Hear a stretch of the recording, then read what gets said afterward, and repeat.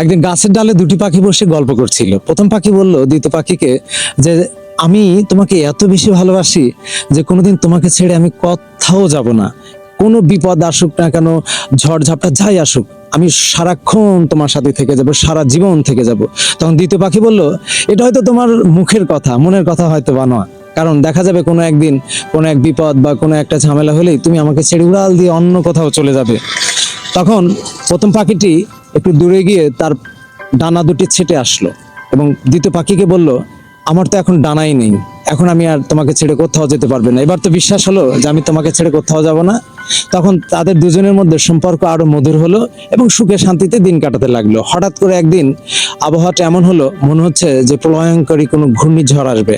তখন প্রথম পাখিটি দ্বিতীয় পাখিকে বলল যে আমার তো ডানা নেই, আমি তো উঠতে পারবো না, তোমার যেহেতু ডানা আছে তুমি উড়ে কোনো নিরাপদ স্থানে চলে যাও। বলাও সারা, পাখিটা উড়ে যাওয়াও সারা।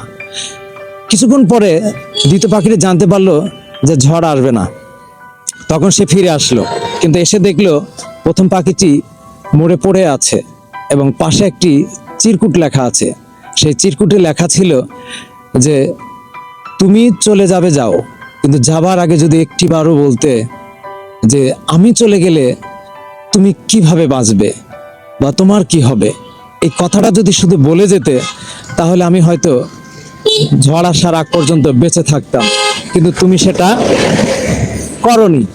আমাদের জীবনও ঠিক এরকমই, যে যাদেরকে দেখা যায় যে মনে হয় যে বিপদে আপদে সবসময় আমাদের পাশে থাকবে বা সারা জীবন আমাদের সঙ্গী হয়ে থাকবে, কিন্তু দেখা যায় যে কোনো একটি ঝামেলা হলেই সে তার স্বার্থ গোছানোর জন্য, সে তার নিজেকে সেভ করার জন্য আমাদের লাইফ থেকে নিজেকে সরিয়ে ফেলে।